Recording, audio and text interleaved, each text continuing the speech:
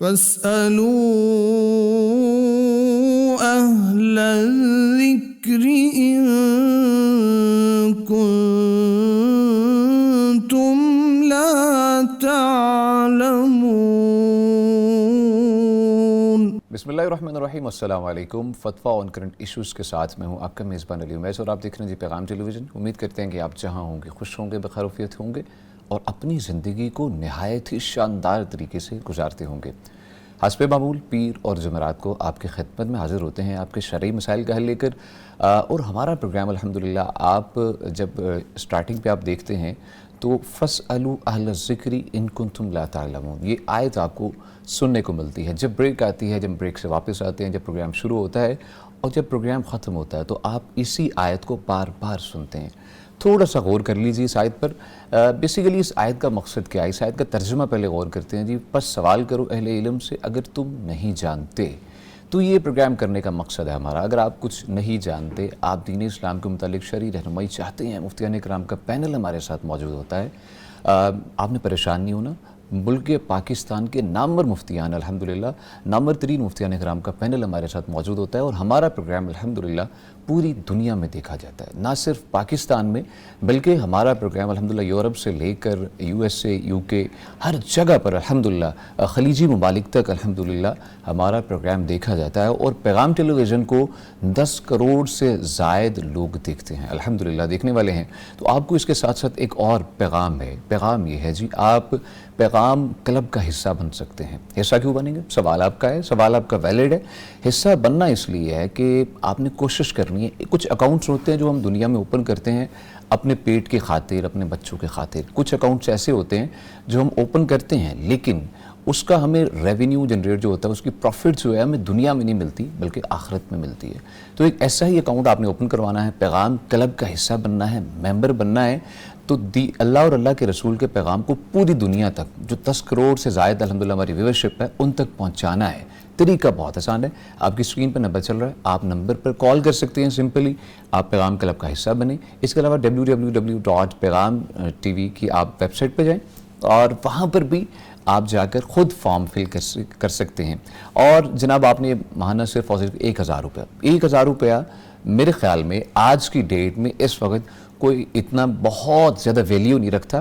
ٹھیک ہے، بہتر ہے، آپ ایک وقت کے کھانا بھی مشکل سے کھاتے ہیں بیسیکلی، عام طور پر بیسکس اگر کھانا ہو تو ٹھیک ہے، انف ہے 1000، لیکن وہ اچھا کھانا بھی کھانے جائیں تو 5 7 10 ہزار روپے ہمارا لگ جاتا ہے۔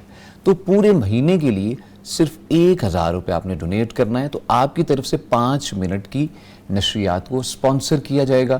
وہ نشریات انشاءاللہ دنیا کے لوگ دیکھیں گے، اللہ اور اللہ کے رسول کا پیغام دیکھیں گے۔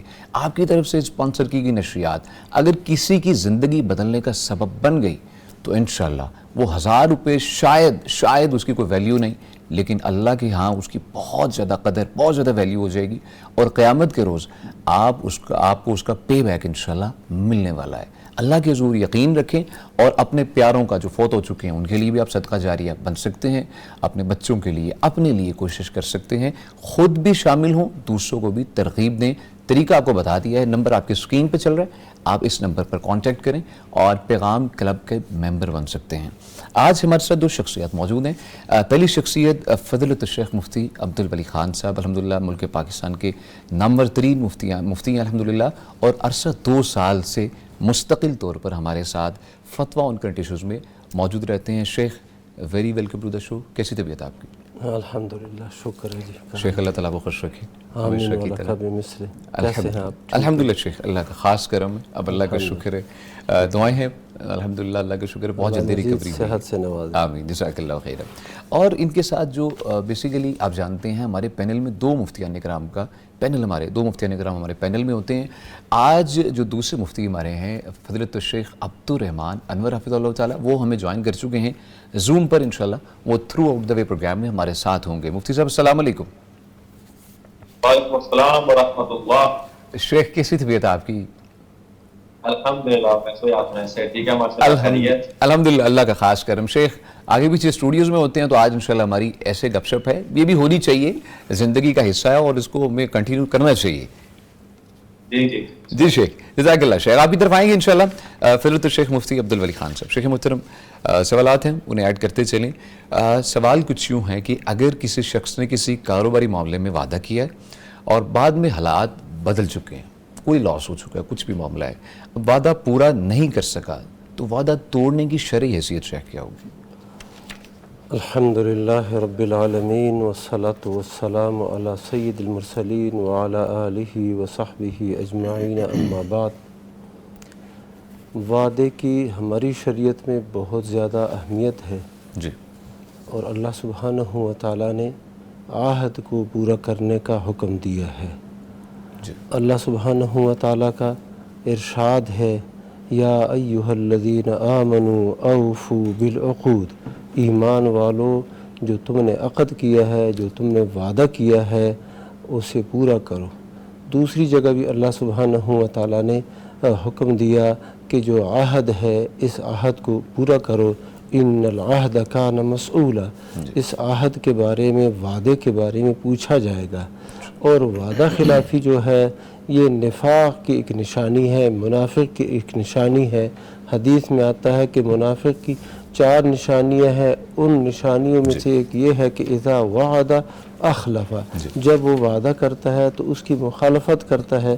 تو یہ وعدہ خلافی جو ہے یہ جائز نہیں ہے, اور ایک کریم اور معزز اور عزت مند شخص کے لیے یہ بالکل جائز نہیں. الکریم اذا وعد وفا, جب ایک معزز اور کریم شخص وعدہ کرتا ہے تو اسے پوری کرنے کی کوشش کرتا ہے. جی. یہ تو بنیادی احکام ہو گئے وعدے کے متعلق. جی. بعض اوقات ایسے ہو جاتا ہے کہ حالات اضطراری ہے اور اس بندے کے اختیار میں نہیں ہوتا, تو جب غیر اختیاری حالات پیش آ جائیں, ہنگامی اضطراری حالات, یہ وعدہ نہیں پورا کر سکتا, تو چونکہ لا یکلف اللہ نفسا الا وسعها ہے, اللہ نے قانون بتا دیا ہے کہ اللہ کسی کو مکلف اور پابند نہیں بناتا مگر اس کی طاقت کے مطابق. ایک بندے کی اب طاقت ہی نہیں ہے, وعدہ وہ پورا کر ہی نہیں سکتا, تو اس صورت میں یہ گناہگار نہیں ہے. لیکن پہلے ہی جس شخص سے وعدہ کیا ہوا ہے اس کے بارے میں بتا دے کہ حالات یہ بن رہے ہیں. ایسا نہ ہو کہ وہ امید میں ہو کہ کام ہو جائے گا اور فلاں تاریخ وعدہ ہے اور پھر اس تاریخ کو یہ انکار کر دے. یہ وعدے کی پابندی چاہے مالی معاملات کے حوالے سے ہو یا دیگر معاملات کے حوالے سے ہو, یہاں تک کہ میاں بیوی کے جو تعلقات ہے, نکاح کا جو عقد ہے, اس کے اندر جو وعدے طے کیے گئے ہوں ان کی پابندی بھی ضروری ہے. تو وعدہ جو ہے ہمارے دین اسلام میں اس کی بڑی اہمیت ہے, اور جب بندہ وعدہ کر لیتا ہے اس کی پابندی کرنی چاہیے. ایک واقعہ ہے بڑا شاندار, میں اس سے نا یہ اسلام کے اندر وعدے اور عہد کی اہمیت کا پتہ چلتا ہے. یہ حذیفہ ابن الیمان رضی اللہ تعالیٰ عنہ یہ آ رہے تھے واپس مدینہ منورہ. یہ صحابی جلیل ہے, ان کے والد ماجد یمان رضی اللہ عنہ وہ بھی صحابی تھے. تو اس وقت یہ بدر کا جو واقعہ ہے نا یہ پیش آنے والا تھا. تو اب یہ آ رہے تھے کسی جگہ سے, تو کفار کا جو لشکر ہے 1000, یہ انہوں نے ان کو پکڑ لیا. حضرت حذیفہ کو, اور کہا کہ تم جا رہے ہو اپنے ساتھی محمد صلی اللہ علیہ وسلم کی مدد کے لیے.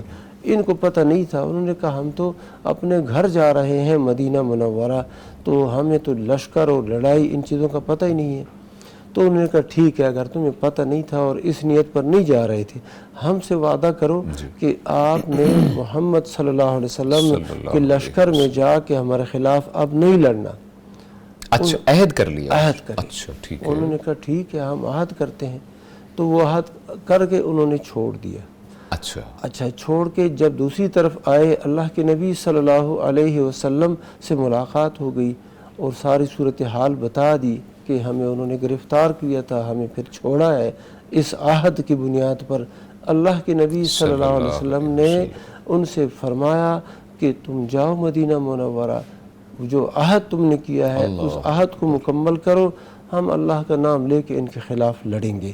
اب یہ صورتحال کیسی ہے کہ ایک طرف 313 یا کم و بیش بندے ہیں اور دوسری طرف 1000 بندہ ہے، 2 بندے بھی مزید اضافہ ایک ہو بندے، جائے تو بالکل سبحان اللہ ایک طاقت بڑھ جاتی بالکل ہے۔ شیخ۔ اور حذیفہ جوان یمان رضی اللہ عنہ نہایت معتبر اور قوی صحابی، لیکن ہوتا ہی ہے کہ اللہ کے نبی صلی اللہ علیہ وسلم کہتے ہیں کافروں کے ساتھ جو تم نے عہد کیا ہے، وعدہ کیا ہے، اور ہمیں بہت ضرورت ہے، افرادی قوت کی بھی ضرورت ہے اور ہر لحاظ سے، لیکن عہد کی پابندی کرو، تم جاؤ، ان کو بھیج دیا۔ اسلام کے اندر عہد کی بڑی اہمیت ہے۔ اللہ اکبر شیخ، الحمدللہ خوشی ہوتی ہے یہ چیزیں دیکھ کر۔ اسلام صرف مسلمانوں کے ساتھ نہیں، غیر مسلم کے ساتھ بھی تمام تر معاملات کو ڈیل کرنے کی اس طرف ہمیں توجہ دلاتا ہے۔ لائیو کالر ہیں کافی دیر سے، السلام علیکم جی۔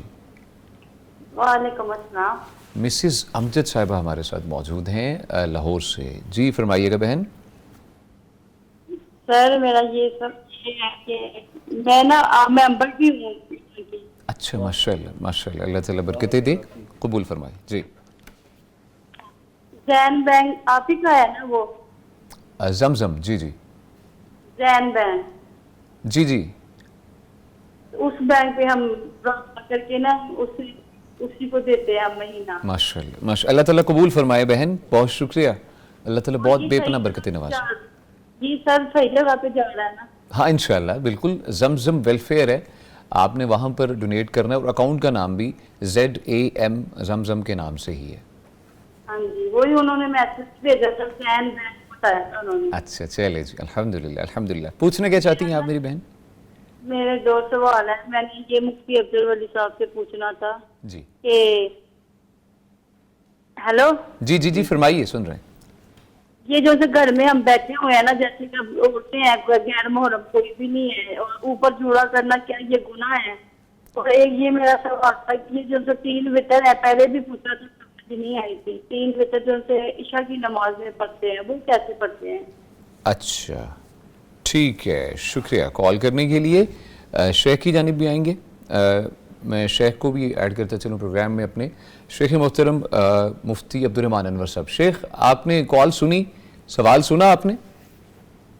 یہ سوال پر ریپیٹ کر دیجیے گا۔ شیخ وہ جوڑا کرنا گھر میں، انہوں نے بولا ہے جوڑا کرنے کے حوالے سے شرعاً کیا احکامات ہیں خواتین کے لیے؟ یہ بسم اللہ الرحمن الرحیم، یہ بالوں کا جوڑا کرنے کے حوالے سے سوال پوچھا گیا ہے۔ جی اللہ کے رسول صلی اللہ علیہ وسلم کے زمانے میں صلی اللہ علیہ وسلم، یہ بعض روایات میں بعض عورتوں نے اللہ کے رسول صلی اللہ علیہ وسلم سے آ کے صلی اللہ علیہ سوال کیا غسل کے بارے میں، یعنی اچھا۔ کہ ایک عورت مخصوص ایام سے جب غسل کرتی ہے وسلم۔ جی شیخ، تو پانی سر تک بسا اوقات نہیں جاتا، تو انہوں نے آگے پوچھا کہ میں نے اپنے سر کی مینڈیاں کی ہوتی ہیں، مطلب مینڈی ہوتی ہے بالوں کے ساتھ بال کو لنک کر کے اس کا ایک لڑی بنا لینا، جی تو اس طرح نماز جنازہ کے بارے میں، غسل جنازہ کے بارے میں اللہ کے رسول صلی اللہ علیہ وسلم عورت کو میت کو غسل دینے کے بارے میں وہ یہ اس کے بالوں کی مینڈیاں بنانا، تو یہ مینڈیاں وغیرہ یہ بالوں کو مرتب کرنا یہ اللہ کے رسول صلی اللہ علیہ وسلم کے زمانے میں تھا۔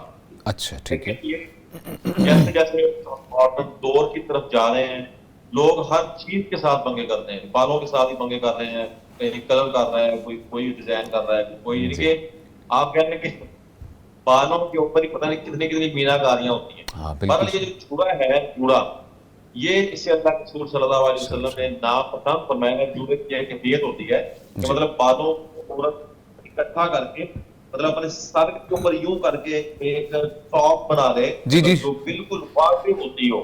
جی بالکل شیخ۔ کا نام پختی، لیکن اللہ کے رسول صلی اللہ علیہ وسلم بعض روایات میں اونٹ کی کوہان کے ساتھ ایک خاص اونٹ ہوتا ہے، اس کے ساتھ اللہ کے رسول صلی اللہ علیہ وسلم نے تشبیہ دی ہے۔ کیونکہ جب عورت اس قسم کی کیفیت اپنے بالوں کی بنائے گی کہ بال اوپر سے پیچھے سے ایک چوٹی بن جائے اور وہ تار ہو اکثر وہ نظر آئے، تو اس طرح بالوں کا جوڑا کرنا اور سر کے اوپر ایک چوٹی بنا دینا، اس سے اللہ کے رسول صلی اللہ علیہ وسلم نے جو ہے وہ منع فرمایا ہے۔ باقی اگر وہ مینڈیاں کرتی ہے اپنا اس انداز سے اپنے بالوں کی ترتیب دیتی ہے کہ جس سے اس طرح کی خاص کیفیت نہیں بنتی، اس میں کوئی قباحت نہیں ہے۔ اچھا ٹھیک ہے شیخ، اگر جو بالوں کا جوڑا ہوتا ہے وہ اوپر بالکل آپ نے جیسے فرمایا ہے کہ بالکل کوہان کی طرح ہوتا ہے، اس طرح سے بنایا جائے، اگر وہ پیچھے کی طرف بنا لیا جائے خواتین اگر کر لیں تو کیا یہ مناسب ہے؟ ایسا ہوتا ہے کہ بس اوقات نا خواتین جب گھر میں بالخصوص کام کر رہی ہوتی ہیں نا، جی بالکل تو اس شیخ. وقت وہ ٹیمپرری طور پہ بالوں کو نا اکٹھا کر کے یہاں پیچھے باندھ دیتی ہیں، اوپر کو ہیئر کیچ لگا لیتی ہیں، کیچ جی لگا لیتی ہیں. جی جی. مطلب وہ استعمال میں نہیں آتا، وہ اچھا سمجھ میں نہیں آتا. مطلب کوئی ٹیمپرری طور پہ ان کا کہ بال سنبھل لے، کم کام کر لیں. لیکن یہ پورے جو اہتمام کے ساتھ اور ایک خرچہ کر کے یہاں پہ پوری ایک چوٹی کھڑی کر لینا، یہ مانا ہے. اس کے علاوہ جو آپ نے کیفیت بتائی ہے کہ اگر وہ کرتے ہیں وہ ایسے ہی ٹیمپرری طور پہ کیچر وغیرہ سب کو پکڑ لیتی ہے، تو جی یہ خدمت میں نہیں آتا. ٹھیک ہے شیخ، بہت شکریہ. شیخ مفتی عبدالولی خان صاحب. شیخ محترم، شیخ جیسا فرما رہے ہیں ناپسند فرمایا ہے، ناپسند فرمایا ہے، پھر بھی حرام تو نہیں ہے یہ کنفرم کرنے، کیونکہ ہمارے معاشرے کے اندر شیخ بہت سے لوگ، بہت سی خواتین خاص طور پر شادی بیاہ کے اوپر اس طرح کے معاملات کرتی ہیں. تو یہ کلیریفیکیشن دے دیں کہ ناپسند آپ نے فرما دی ہے، حرام بھی ہے کیا؟ دیکھو یہ جو ہے نا جوڑا بنانا بذات خود تو منع نہیں ہے، اچھا اس کی خاص جو شکل ہے، خاص کیفیت ہے، وہ منع ہے. اچھا اور وہ خاص کیفیت یہ ہے کہ بالوں کو جمع کر کے بالکل سر کے اوپر اس کو نمایاں کر کے یعنی رکھا جائے تاج کی طرح. ہاں جی. جی. تو یعنی یہ منع ہے. ٹھیک. حدیث کے اندر یہ منع ہے. منع اس طریقے ہے کہ اللہ کے نبی صلی اللہ علیہ وسلم نے یہ ان خواتین کی نشانی بتائی ہے جو کہ نافرمان ہے. مائلات ممیلات رؤوسہن کاسنمۃ البخت. اور یہ جو ہے نا جنت کی جو خوشبو ہے وہ بھی نہیں محسوس کر سکے جو جوڑا کرتی جو نہیں، یہ ساری جو صفات مشترکہ ہیں نا، جن کے اندر یہ ساری صفات مل جائیں پھر ان کے متعلق یہ آتا ہے. تو جوڑا اگر بنا لیا ہے، بالوں کو جمع کر لیا ہے بوجہ گرمی کے یا بوجہ ویسے بعض اوقات سردی کے بھی یہ ہوتا ہے کہ بال لمبے ہیں اور وہ گیلے ہیں تو جسم پر لگتے ہیں، تو ان کو پھر جمع کر لیتی ہیں تاکہ وہ سردی سے بھی بچا جائے اور گرمی کے ایسا. ہاں جی، یہ بالکل جائز ہے، لیکن یہ سر کے اوپر نہ ہو. یعنی میں ایسی شکل بتاؤں کہ پیچھے جو ہے نا ایسے لٹکا لیے جائیں تو بالکل ٹھیک ہے. لیکن اس کو ایسے سر کے اوپر کر لینا جس طرح کی بختی اونٹ کی کوہان ہوتی ہے اور اس کوہان کے اوپر بال ہوتے ہیں، تو وہ کوہان کیسے ہے، وہ بلندی پہ ہوتا ہے تو اس کے اوپر بال ہوتے ہیں اور وہ بال جو ہیں پھر نیچے ایسے لٹک رہے ہوتے ہیں. تو وہ صورت اور کیفیت منع ہے. باقی ایسے بالوں کو جوڑ کے رکھنا اور تاکہ کام کاج میں، صفائی میں اور برتن دھونے میں اور دیگر کاموں میں آسانی ہو، کوئی حرج نہیں. انشاءاللہ شیخ، جزاک اللہ خیر. شیخ محترم، وطر کے حوالے سے ہماری بہن نے پوچھا ہے کہ وطر 3 پڑھنے ہیں، فرض نماز عشاء کی نماز پڑھی ہے تو اس کے بعد سے وطر پڑھنے کی ترتیب کیا ہونی چاہیے؟ ہاں جی، یہ وطر بھی بہت اہم نماز ہے اور اہل علم نے یہ فرمایا ہے کہ اس کو چھوڑنے والا شخص اچھا آدمی نہیں ہے. تو اللہ کے نبی صلی اللہ علیہ وسلم نے بالکل وطر نہیں چھوڑے. اگر کبھی کسی وقت بیماری کی وجہ سے یا زیادہ تھکاوٹ کی وجہ سے نہیں پڑھ سکے تو دن کو پھر ایک طرح سے ان کی قضا دیتے. 11 رکعت آپ صلی اللہ علیہ وسلم کا معمول تھا، عمومی معمول، کہ 11 رکعت وطر پڑھتے تھے. تو اگر وہ نہیں پڑھ سکے تو دن کو 12 رکعت پڑھتے تھے. یہ ہے. تو ترتیب اس کی یہ ہے کہ عشاء کی نماز ہو گئی، عشاء کی نماز کے بعد جو ہے اب اس کا وقت شروع ہو جاتا ہے. اچھا، یہ 1 رکعت، 3 رکعت، 5 رکعت، 7 رکعت، 9 رکعت اور 11 رکعت، یہ اس کی تعداد ہے. ان میں سے بندہ جو پڑھ لے انشاءاللہ تعالی یہ درست ہے. لیکن رکعت جتنی زیادہ ہو تو ثواب زیادہ ہی ہوگا. تو یہ جو ہے یعنی عشاء کی نماز پڑھ لی، اس کے بعد 2 رکعت سنتیں ہیں، اس کے بعد اگر بندہ 1 رکعت بھی پڑھتا ہے انشاءاللہ یہ بالکل صحیح ہے. معاویہ رضی اللہ تعالیٰ عنہ کے متعلق آتا ہے، بخاری شریف کے اندر حدیث ہے. عبداللہ ابن عباس رضی اللہ عنہما سے پوچھا گیا، جو ترجمان قرآن ہے، مفسر قرآن ہے عظیم، اللہ کے نبی صلی اللہ علیہ وسلم نے ان کے لیے خاص دعا فرمائی تھی کہ اللہم علمہ التأویل، اس کو تفسیر کا علم عطا فرما. وہ ان سے سوال ہوا کہ معاویہ رضی اللہ عنہ 1 رکعت وطر پڑھتے ہیں، تو انہوں نے فرمایا انہو فقیہ ہے، وہ فقیہ ہے، دین کا عالم ہے، تو 1 رکعت وطر پڑھتے ہیں تو علم کی بنیاد پر ہی پڑھتے ہیں. باہر صورت 1 رکعت ٹھیک ہے 3 رکعت پڑھنے کے بھی پھر 2 طریقے ہیں، درمیان میں قاعدہ نہ ہو 3 رکعت پڑھ لے، آخر میں قاعدہ کر لے، بالکل ثابت ہے، ٹھیک ہے۔ اور یا یہ کہ 2 پڑھ کے سلام پھیرے پھر 1 پڑھ لے۔ 4 فرض پڑھیں، 2 پڑھ کے بعد میں 1 پڑھ جی لیں۔ جزاک اللہ، بہت شکریہ شیخ۔ لائیو کالر ہیں اگین، السلام علیکم۔ سوری، مسز عباس صاحبہ ہمارے ساتھ موجود ہے کراچی سے۔ جی بہت شکریہ بہن، آپ نے ہمیں کال کی، کیا پوچھنا چاہیں گے آپ مفتی صاحب سے؟ مفتی ولی سے میری سوال ہے، کہتے ہیں کہ ماں باپ کی نافرمان کی کوئی بابت کوئی نیکی قبول نہیں ہوتی، اگر وہ آقا پر درود پڑے کیا وہ بھی قبول نہیں ہوتی؟ اچھا یہ سوال۔ ٹھیک ہے، بہت شکریہ بہن۔ مسز عباس صاحب ہمارے ساتھ موجود تھی کراچی سے، آپ نے ہمیں کال کی۔ شیخ آپ کو شامل کرنا چاہوں گا، شیخ محترم شیخ مفتی عبدالرحمن انور صاحب۔ شیخ فرمائیے گا، ہماری بہن کا سوال ہے کہ والدین کی نافرمانی کرنا تو بہت بڑا یہ غلط کام ہے، اوبویسلی شرعاً بھی جائز نہیں ہے یہ چیز، تو ان کا پوچھنا یہ ہے کہ جب کوئی دعا کچھ قبول نہیں ہوتی ان کے مطابق، کچھ قبول عبادت نہیں ہوتی جو والدین کا نافرمان ہے، تو کیا درود پڑھنا بھی قبول نہیں ہوگا؟ بسم اللہ الرحمن الرحیم۔ اللہ تعالیٰ نے قرآن مجید میں فرمایا کہ وَقَضَىٰ رَبُّكَ أَلَّا تَعْبُدُوا إِلَّا إِيَّاهُ وَبِالْوَالِدَيْنِ إِحْسَانًا۔ جی کہ بندگی صرف اللہ ہی کی کرنی ہے اور والدین کے ساتھ احسان کا معاملہ کرنا ہے، اس میں سلوک کرنا ہے۔ جی اور دیگر آیات میں بھی اللہ تعالیٰ نے فرمایا کہ وَلَا تَقُل لَّهُمَا أُفٍّ، کہ والدین کو ڈانٹنا یا صریحاً ان کی نافرمانی کرنا، ان کی بات نہ ماننا، ان کی بات کو ریجیکٹ کرنا، یہ ایک بہت بڑا جرم ہے۔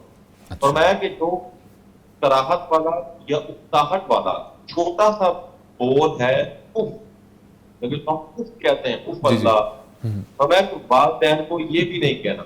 اللہ، یعنی شریعت کے مطالعے سے، احادیث کے مطالعے سے، قرآن کی آیات کو ساتھ ملانے سے یہ چیز سامنے آتی ہے کہ والدین کی جو نافرمانی ہے وہ کبیرہ گناہ ہے، اللہ کبیرہ گناہ۔ دوسری بات کہ نافرمانی کی مختلف صورتیں ہیں۔ ایک صورت جو ہے کہ مستقل طور پہ بچہ نافرمان ہے، مستقل طور پہ اولاد نافرمان ہے، کوئی بھی بات نہیں مانتی، اپنے والدین چھوڑ کے بالکل چلے گئے انہیں اور ان کو سائڈ پہ کر دیا گیا۔ دوسری صورت یہ ہے کہ کبھی انسان ہونے کے ناطے غلطی ہو جاتی ہے، کوئی بات نہیں مانی گئی، یا جیسے والدین نے کہا تھا 100% ویسے نہیں مانی، بطور مثال ایک کام اماں جی نے کہا، بچے نے کر تو دیا لیکن 100% ویسے نہیں ہوا جیسے اماں جی نے کہا تھا یا ابا جی نے کہا تھا، جیسا وہ چاہتے تھے، وہ ہاں اس سے وہ چاہتے تھے، تو وہ میرے پاس نافرمانی کے زمرے میں نہیں آئے گا، یا مستقل نافرمان اس کو نہیں کہیں گے۔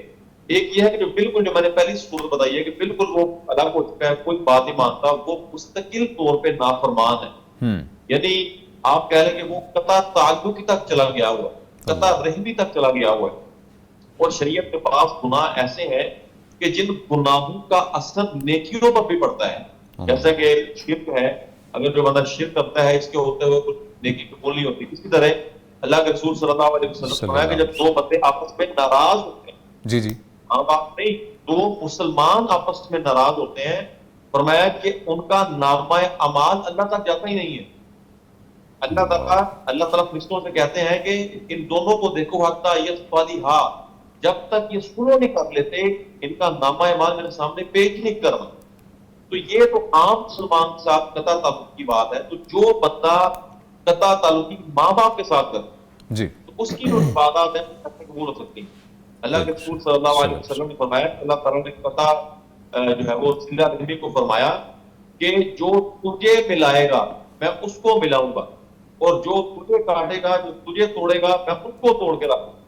تو لہٰذا اگر ایک بندہ مستقل طور پہ والدین کا نام فرمان ہے، بات نہیں مانتا، پرماننٹ بنیادوں پر والدین کو چھوڑ دیا ہوا ہے، مطلب وہ قطع تعلقی کا، قطع رحمی کا بھی، قطع تعلقی کا مرتکب ہے، تو جب اس کی بندگی آپ کہہ لیں کتنی بڑی بڑی عبادات ہے، کتنی بڑی بڑی بات ہے، اگر وہ قبول نہیں ہے پھر وہ درود بھی پڑھ رہا ہے، اس کو جائزہ لینا چاہیے کہ میں اس نبی پہ درود بھیج رہا ہوں جس نبی نے ماں کے بارے میں 3 بار کہا تھا کہ سب سے زیادہ اس کی درود اماں جی کے ساتھ، اماں جی کے ساتھ، اماں جی کے ساتھ، چوتھی بات فرمایا باپ کے ساتھ۔ میں اس ہستی پہ درود پڑھ رہا ہوں جس ہستی نے کہا کہ جو ہے وہ جنت ماں باپ کے قدموں تلے. میں اس ہستی پہ درود پڑھ رہا ہوں جس ہستی نے فرمایا کہ اگر والدین راضی ہیں تو رب راضی ہے. تو درود بھی ہستی پڑھ رہے ہیں اور اس ہستی کی نافرمانی بھی کر رہے ہیں, تو یہ جائزہ لینا چاہیے ان کو اپنے اعمال کا. ٹھیک ہے شیخ, جزاک اللہ خیر, بہت شکریہ شیخ مفتی عبدالبری خان صاحب. شیخ محترم, ہماری بہن پتہ نہیں پریشان بھی کافی لگ رہی تھی آواز سے, اس حوالے سے رہنمائی فرمائی گا. کیا کوئی شخص ایک شخص ہے جو زندگی پر نافرمانی کرتا رہا, بس اس کو نہیں پتہ چلا یا اس کو اسلامک ٹیچنگز اس طرح سے نہیں تھی, اب ہدایت کی طرف آ چکا ہے, والدین پاس نہیں ہیں, اب کیا کرے شیخ؟ وہ چاہتا ہے کہ کچھ, اس نے تو سن رکھا ہے کہ عبادات بھی قبول نہیں ہوں گی. سب سے پہلے یہ بتانا ہے کہ کیا عبادات قبول نہیں ہوں گی جو والدین کے نافرمان ہیں, اور دین پھر بتائیے گا کہ کیا درود شریف اس حالت میں بھی قبول نہیں ہوگا شیخ؟ الحمدللہ والصلاة والسلام علی رسول اللہ, اما بعد. ایسے کوئی صریح نص تو نہیں ہے کہ جو شخص والدین کا نافرمان ہے اس کی عبادت قبول نہیں ہوتی. کم از کم میرے علم میں ایسی بات نہیں ہے.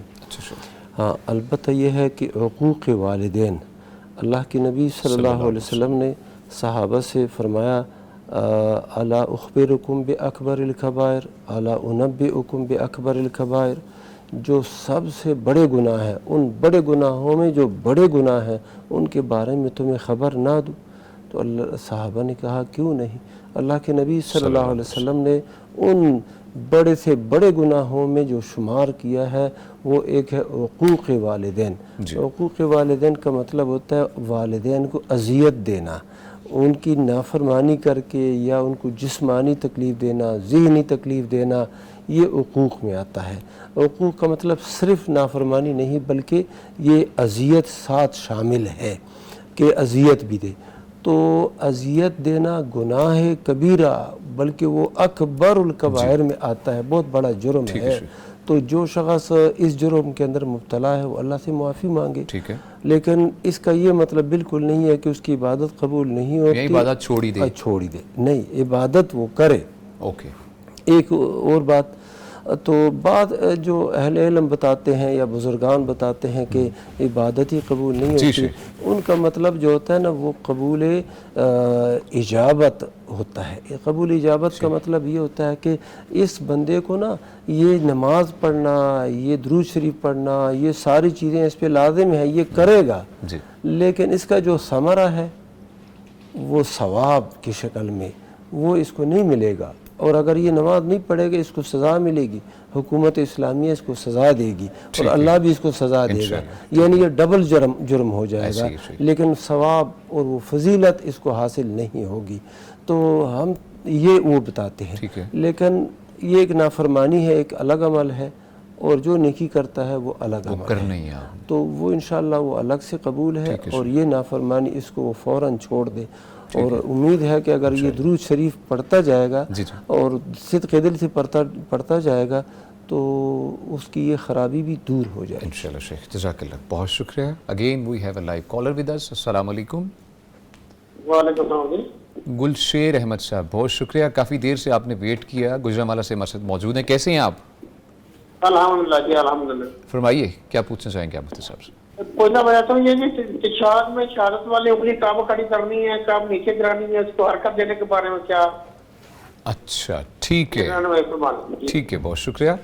گلشیر احمد صاحب ہمارے ساتھ موجود تھے گجرانوالہ سے. شیخ, ہمارے بھائی نے پوچھا ہے شہادت کی انگلی کی حرکت کیسی ہونی چاہیے تشہد کے اندر؟ جی, شہادت کی انگلی جب بندہ قاعدے میں بیٹھے گا, تشہد پڑھنے کے لیے بیٹھے گا, تو جیسے ہی بیٹھے گا اپنا دائیں ہاتھ جو ہے اس کی جو مٹھی ہے اس کی مٹھی بنا لے گا.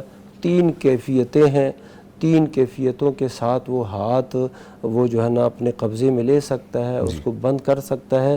اور یہ جو سبابہ انگلی ہے اس انگلی کے ساتھ وہ اشارہ کرے گا. اچھا, جیسے ہی بیٹھے گا نا تشہد میں, مثلا دوسرا سجدہ کر کے وہ بیٹھ گیا قاعدے میں, تو اب وہ التحیات للہ یہ پڑھنے لگا ہے, تو اسی کے ساتھ ہی وہ اپنے ہاتھ کو اس طریقے کے ساتھ بند کر لے گا. 3 انگلیاں بند کر لے گا, اور یہ جو انگوٹھا ہے یہ اس سبابہ انگلی تشہد والی انگلی کے بیچ میں رکھ دے گا، جڑ میں رکھ دے گا. اچھا ہاں جی، یہ ایک کیفیت ہے. اسی طرح دوسری کیفیت یہ ہے کہ یہ درمیانی انگلی جو ہے یہ اور یہ انگوٹھا جو ہے اس کو ملا کے ایک حلقہ بنا لیں گے. باقی 2 انگلیاں شیخ پوری بند ہوگی؟ ہاں یہ بند ہوں گی. اچھا ٹھیک ہے. اچھا ایک حلقہ سا بنا لیں گے. اور تیسری کیفیت یہ ہے کہ مٹھی ایسے بنا کے اس انگلی کو یہاں سے رسٹ کو جیسے. ہاں جی، یہ 3 کیفیتیں ہمیں حدیث سے ملتی ہیں. اچھا ایک بات تو یہ شروع سے ایسی کریں گے اور یہ اس انگلی کو ایسے اٹھائے رکھیں گے تا وقت کہ بندہ کہے السلام علیکم ورحمۃ اللہ. ٹھیک ہے. اچھا بعض لوگ اس طرح بتاتے ہیں کہ جب آپ تشہد میں بیٹھے ہیں نا تو اشہد اللہ پر یہ اٹھائیں گے، لا پر اٹھائیں گے اور الا اللہ پر پھر اس کو نیچے کر لیں گے. یہ بات ایسی بات ہے کہ اہل علم خود انہوں نے بتایا کہ اس کے اوپر کوئی دلیل نہیں ہے. کہیں بھی دلیل نہیں؟ کہیں بھی دلیل نہیں ہے. علامہ انور شاہ کشمیری رحمہ اللہ ان کی کتاب ہے العرف الشذی، ترمذی شریف کی شرح ہے.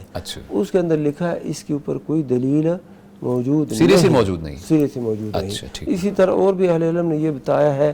تو امام محمد رحمہ اللہ انہوں نے امام مالک رحمہ اللہ سے نا موطا پڑھی ہے.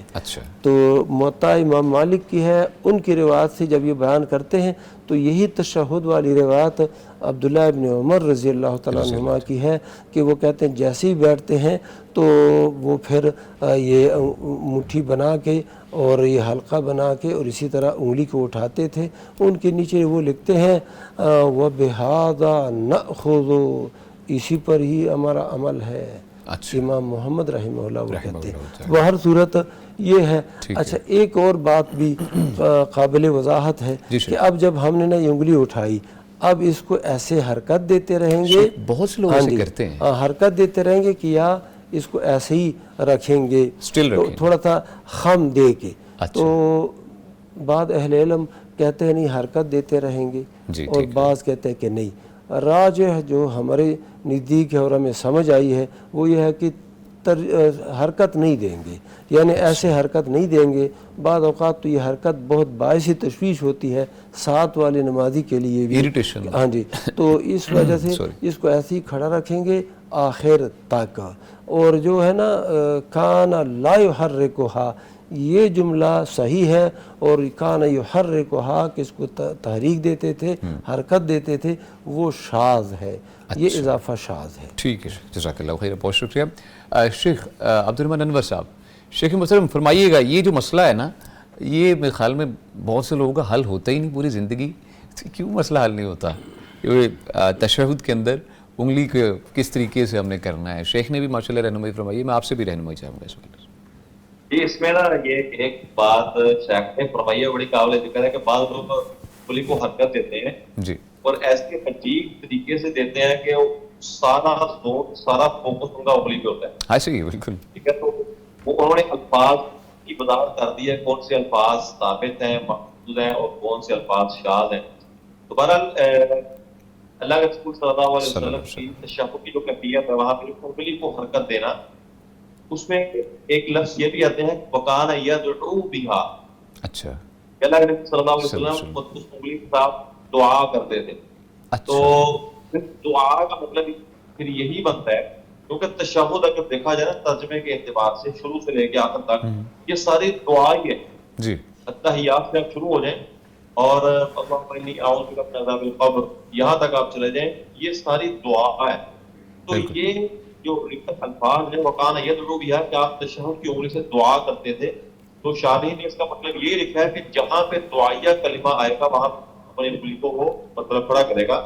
تو جب میں نے گزارش کی کہ تشہد سارے کا سارا ہے ہی دعا پھر وہ شیخ مختلف والی بات ہی بنتی ہے کہ وہ جو ہے وہ تشہد شروع سے جب سٹارٹ کرے گا اپنی انگلی کو کھڑا کر لے گا اور آخر تک سلام پھیرنے تک اس کی انگلی ایسے ہی بدستور قائم رہے گی. لیکن مسلسل حرکت دینا یہ درست نہیں ہے. ٹھیک ہے جزاک اللہ، بہت شکریہ شیخ محترم. ناظرین کرام یہاں پر وقفہ ہے، وقفے کے بعد انشاءاللہ حاضر ہوں گے. کچھ سوالات ہیں یوٹیوب کے کمنٹ سیکشن کے اندر بھی انہیں بھی شامل کریں گے. ہمارے ساتھ رہیے گا. فَاسْأَلُوا أهل الذكر إن كنتم لا تعلمون فاسألوا أهل الذكر إن كنتم لا تعلمون. ویلکم بیک جی. گفتگو کا سلسلہ آگے بڑھاتے ہیں، لیکن آپ کو ریمائنڈر کرواتے چلیں کہ اس پروگرام میں آپ شامل ہو سکتے ہیں. نمبر نوٹ فرما لیجئے 042111700000 یعنی 042111700000. اس نمبر پہ آپ ہمیں لائیو کال کریں گے، مفتی صاحب سے بات کر سکتے ہیں. اسی طرح واٹس ایپ کا نمبر بھی نوٹ فرما لیجیے 0321565200 یعنی 0321565200. یوٹیوب پہ بھی آپ ہمیں جوائن کر سکتے ہیں، پیغام ٹی وی لائیو سرچ کیجئے اور یوٹیوب کے کمنٹ سیکشن میں، لائیو سٹریم کے کمنٹ سیکشن میں اپنے سوالات لکھیے. مفتیان کرام سے ان کے جوابات انشاءاللہ آپ کو پروگرام میں لائیو ہی مہیا کر دیے جائیں گے. شیخ مفتی عبدالولی خان صاحب، شیخ محترم سوالات کی جانب بڑھتے ہیں. یوٹیوب کے کمنٹ سیکشن کے اندر بلال یاسین کے نام سے آئی ڈی ہے، لکھتے ہیں جی السلام علیکم ورحمۃ اللہ وبرکاتہ. وعلیکم السلام ورحمۃ اللہ وبرکاتہ. میرا مفتی عبدالولی خان صاحب سے یہ سوال ہے کہ میرا جو سسرال ہے وہ تہجد بھی گھر پڑھتے ہیں اور صبح فجر کی نماز بھی گھر ہی پڑھتے ہیں. عصر کی اور مغرب کی نماز جو ہے وہ مسجد میں جا کر پڑھتے ہیں، لیکن مغرب کی نماز کے ساتھ عشاء کی نماز پڑھ کر گھر جاتے ہیں. کیا یہ جائز ہے؟ ان کی نماز قبول ہو جاتی ہے یا نہیں شیخ؟ الحمدللہ والصلاة والسلام علی رسول اللہ، اما بعد. اللہ سبحانہ و تعالیٰ نے تو قرآن مجید کے اندر یہ بیان فرما دیا ہے کہ ان الصلاۃ کانت علی المؤمنین کتابا موقوتا. یہ جو نماز ہے نا اپنے اپنے اوقات میں فرض کی گئی ہے اہل ایمان پر، یعنی نمازوں کے اوقات مقرر ہیں اور جبریل امین خود آئے اور اللہ کے نبی صلی اللہ علیہ وسلم کو اوقات کے بارے میں بتا دیا. امامت کرائی باقاعدہ جبریل نے. جب نماز فرض ہو گئی تو اس کے بعد جبریل علیہ السلام آئے اور امامت کرائی بیت اللہ شریف کے پاس. تو ان کے اوقات ہیں، خاص اوقات ہیں، اور ہر نماز کو اسی وقت کے اندر ہی پڑھنا چاہیے. الا کہ بندہ سفر میں ہے تو سفر کے دوران دو نمازوں کو جمع کر سکتے ہیں، ظہر عصر کو، اسی طرح مغرب عشاء کو. ٹھیک ہے. عصر اور مغرب کو بھی آپس میں نہیں جمع کر سکتے، عشاء اور فجر کو بھی آپس میں نہیں جمع کر سکتے. اچھا. اسی طرح فجر اور ظہر کو بھی آپس میں نہیں جمع کر سکتے، صرف ظہر اور عصر، مغرب اور عشاء. جی. تو یہ تو ہاں رہتے ہوئے، اپنے گھر میں رہتے ہوئے، علاقے میں رہتے ہوئے، صحت مند ہوتے ہوئے، ہاں جی صحت مند ہوتے ہوئے کوئی حرج والی صورت ہے، مشقت والی صورت ہے. جیسے کہ ایک طالب علم جو ہے نا وہ پیپر دینے لگا ہے، اب بعد میں اس کو موقع ملتا ہے کہ نہیں ملتا، وہ عصر کی نماز ظہر کے ساتھ جمع کر لے، یا ظہر کو عصر کے پاس لے جائے، یا کوئی ڈاکٹر ہے آپریشن کر رہا ہے، ایسی اور بھی بہت سی صورتیں، 5-7 گھنٹے کے آپریشن. جی. تو ان صورتوں میں وہ دو نمازوں کو جمع کر سکتے ہیں. تو حرج والی ایک صورت جو ہوتی ہے، حرج کی کیفیت ہر بندے کی اپنی ہوتی ہے، تو یہ ہے. تو اس صورت میں وہ جمع کر سکتے ہیں. اب پہلی بات تو یہ ہے کہ عصر اور مغرب کی نماز، ظہر کی نماز بھی ظاہر ہے مسجد کے اندر ہی پڑھیں گے، اور عصر کی بھی اور مغرب کی بھی مسجد میں پڑھتے ہیں، تو چاہیے کہ عشاء کی بھی ادھر ہی پڑھ لیں. اس طرح ہمیشہ جمع کرنا مغرب کی نماز کے ساتھ حضر میں، ان اقامت کی حالت میں مقیم ہوتے ہوئے، یہ نہیں ہے جائز، یہ نہیں ہے جائز. اسی طرح فجر کی جو نماز ہے وہ بھی گھر کے اندر ہی بندہ پڑھتا ہے ہمیشہ، یہ بھی جائز نہیں ہے. ہاں صورتیں ہیں وہاں پر کوئی مسجد قریب ہے نہیں، مسجد نہیں ہے قریب، اتنی دور ہے مسجد کہ لاؤڈ سپیکر کے بغیر وہاں پر جب اذان کہی جائے تو وہ اذان اس گھر تک نہ پہنچے، پھر وہ ایک صورت بنتی ہے گنجائش کی. لیکن اگر ایسی ہے کہ بغیر لاؤڈ سپیکر کے معتدل بندہ جو ہے نا، جو معتدل آواز والا ہے، وہ اذان کہے اور آواز ادھر تک پہنچتی ہے، اس کی جماعت، اس کی نماز گھر کے اندر نہیں ہے جائز. ایک اور صورت بنتی ہے، وہ صورت بنتی ہے کہ اس کی کوئی دشمنی والی کیفیت ہے، چوروں کا کوئی مسئلہ ہے، ڈاکوؤں کا مسئلہ ہے، کوئی اور اس طرح خطرہ ہوتا ہے، تو وہ خطرے والی جو صورت ہوتی ہے نا، اس میں اللہ سبحانہ و تعالیٰ نے اجازت دے دی ہے کہ بندہ اپنے آپ کو بچا لے. یعنی اگر وہاں ایسا علاقہ ہے کہ عشاء تک بندہ باہر رہے تو خطرہ ہوتا ہے اغوا کا، قتل کا، چوری کا، کوئی اور نقصان پہنچانے کا، تو وہ ٹھیک ہے. اچھا، اور اسی طرح فجر کے وقت اگر بندہ باہر جائے گا تو اندھیرے کا وقت ہوتا ہے، لوگ کم ہوتے ہیں، تو نقصان ہونے کا اندیشہ ہے. ان صورتوں میں گنجائش ہے. ٹھیک ہے شیخ، جزاک اللہ خیر، بہت شکریہ. شیخ فضیلت الشیخ عبدالرحمن انور صاحب، شیخ محترم فرمائیے گا اس حوالے سے آپ کی رہنمائی چاہوں گا آپ کی طرف سے. بسم اللہ الرحمن الرحیم. نماز دیکھیں، نمبر 1 اپنے وقت پہ پڑھنا، اور نمبر 2 با جماعت پڑھنا. قرآن میں بھی ہے وَارْكَعُوا مَعَ الرَّاكِعِينَ، کہ رکوع کرنے والوں کے ساتھ رکوع کرو. اس سے مراد ہے با جماعت نماز پڑھنا. اور اللہ کے نبی صلی اللہ علیہ وسلم نے بھی با جماعت نماز پڑھنے کو اکیلے نماز پڑھنے سے کئی درجے افضل قرار دیا ہے. اور آپ صلی اللہ علیہ وسلم نے بلکہ بڑی وعید موجود ہے کہ آپ صلی اللہ علیہ وسلم نے بتایا کہ میرا دل کرتا ہے کہ میں کسی کو امام بناؤں، امام مقرر کروں، اور خود ان لوگوں کے پیچھے چلا جاؤں جو نماز میں حاضر نہیں ہوتے.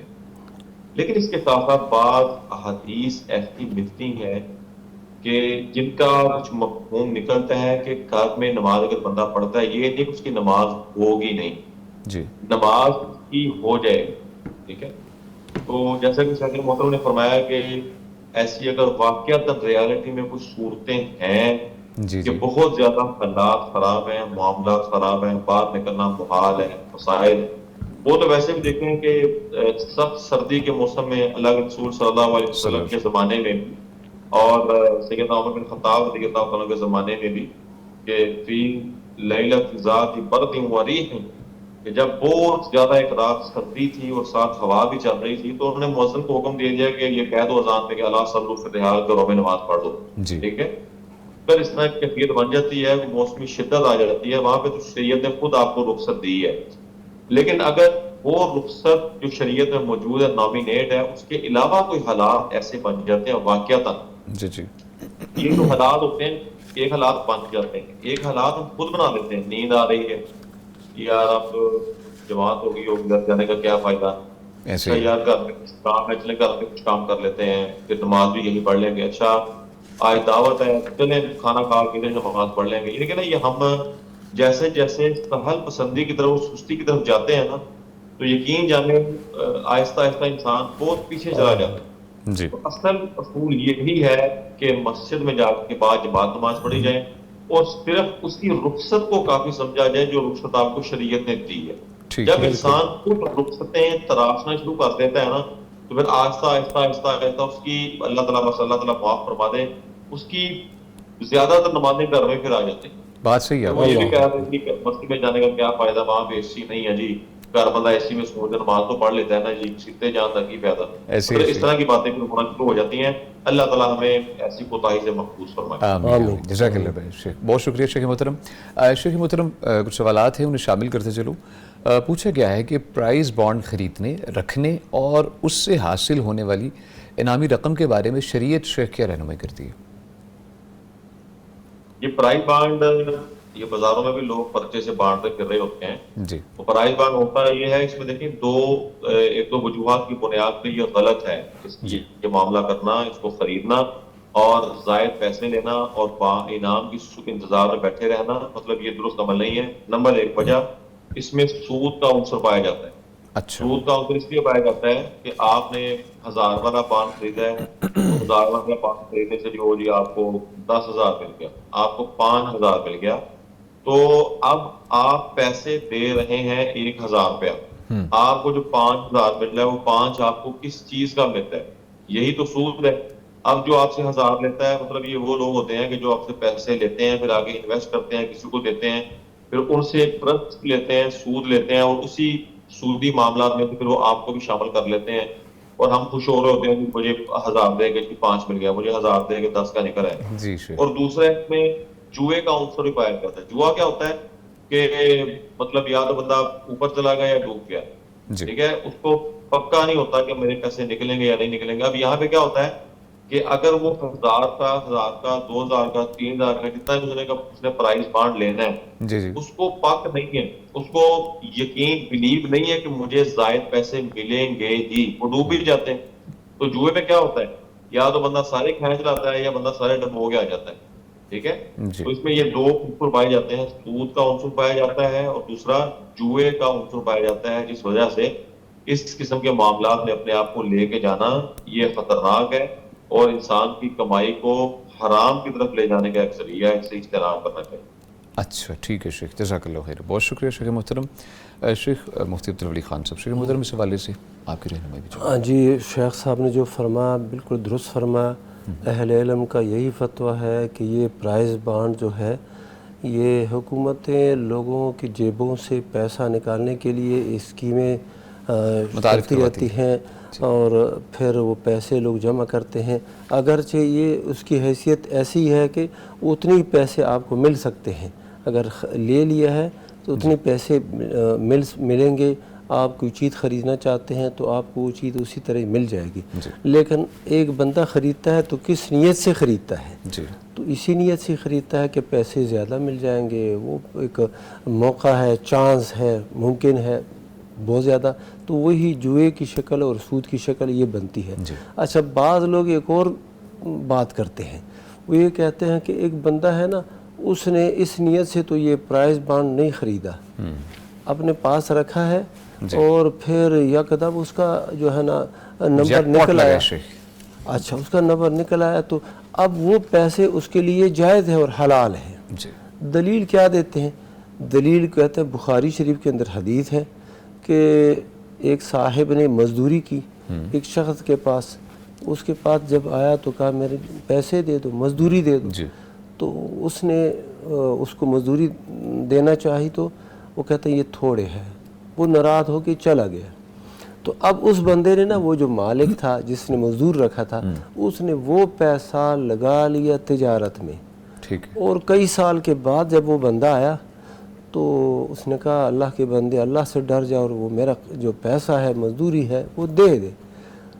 اس بندے نے کہا جاؤ، یہ جو دروں کے درمیان جو جانور ہیں، بکریاں ہیں، اونٹ ہیں، جو ہے سارے لے جاؤ، یہ غلام، یہ پیسہ، یہ سب تیرے ہیں.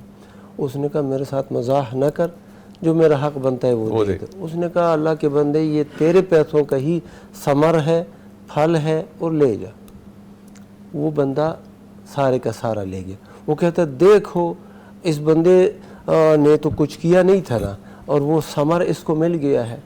تو اللہ کے بندو، وہاں پر جوئے کی کون سی شکل تھی؟ اس کا پیسہ وہاں پر موجود تھا، اسی پیسے کو اس اللہ کے بندے نے لگایا اور وہ بڑھ گیا فزیکل حالت. ہاں جی. اور تجارت اور جس جو بھی شکل تھی، وہ پیسہ پہلے بھی پیسہ اس کا حلال تھا اور بعد میں اس تجارت کے ذریعے سے وہ پیسہ بڑھ گیا ہے. اور اس اللہ کے بندے نے اپنا حصہ بالکل نہیں لیا، حالانکہ شرعی اعتبار سے اس کے لیے جائز تھا کہ جتنا عمل اس کا تھا اس عمل کے بدلے میں وہ اس میں سے کچھ لے لیتا. لیکن اس نے یہ بھی نہیں لیا اور سارے کا سارا دے دیا. اور اللہ کو یہ عمل اتنا پسند آیا کہ وہ غار میں جو پھنسے ہوئے لوگ تھے نا، 3 لوگ، ان میں سے ایک یہ بندہ بھی تھا. اس نے کہا یا اللہ، میں نے یہ عمل تیری رضا کے لیے کیا ہے. وہ بندہ سارے کا سارا مال لے گیا، وہ اونٹ اور غلام اور سارے. تو یا اللہ یہ میں نے تیری رضا کے لیے کیا. وہ غار سے جو چٹان آ گرا تھا نا، وہ کھل گیا اور وہ نکل آئے. تو یہ دلیل کیسے بن سکتی ہے؟ یہاں پر تو پیسہ دیا تجارت میں نہیں ہے، کوئی سود میں ہے، کوئی حرام میں ہے، کوئی کدھر ہے اور کدھر نہیں ہے. تو وہ پھر اس کا نام کلیئرٹی نہیں ہے کہاں پہ. جی شیخ، جزاک اللہ خیر، بہت شکریہ. شیخ مفتی عبدالرحمن انور صاحب. شیخ محترم، سوال ہے ہماری بہن کا، پوچھتی ہیں کہ اگر شوہر بیوی کو خرچ تو دیتا ہے لیکن اسے اپنے والدین سے ملنے یا فون پر بات کرنے سے منع کرتا ہے، اس صورت میں شیخ بیوی کے لیے والدین سے تعلق برقرار رکھنے کے والے سے شریعت ہماری رہنمائی کیا کرتی ہے؟ شیخ اللہ اکبر. بسم اللہ الرحمن الرحیم. اللہ کے رسول صلی اللہ علیہ وسلم نے فرمایا کہ لا طاعۃ لمخلوق فی معصیۃ الخالق. اللہ تعالیٰ کی نافرمانی اگر ہو رہی ہو کسی کی بات ماننے سے، تو اس کی بات آپ کو نہیں ماننی چاہیے. ایون کہ والدین بھی اگر آپ کو ایسے کام کی طرف لے کے جا رہے ہیں جس میں اللہ کی نافرمانی ہے تو والدین کی اطاعت بھی ایسے کام میں آپ پہ فرض نہیں ہے.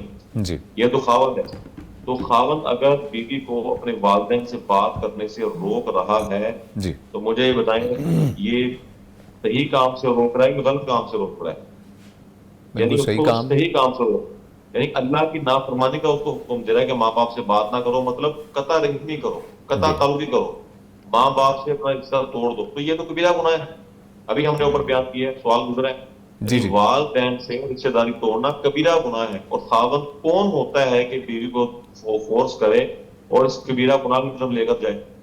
اور آگے سے شیخ کہا جاتا ہے جی میرا حکم ہے جی خاوند سب سے پہلے آتا ہے، والدین سے بھی پہلے آتا ہے، تو یہ بھی شیخ کہا جاتا ہے. خاوند سے پہلے اللہ آتا ہے، اللہ اکبر سبحان اللہ. بے شک ہر شیخ، چیز سے پہلے اللہ آتا ہے. بس بے شک بے شک. اللہ اولا، اللہ تعالیٰ سب سے پہلے آتا ہے. سب سے پہلے اللہ کو دیکھ رہا ہے.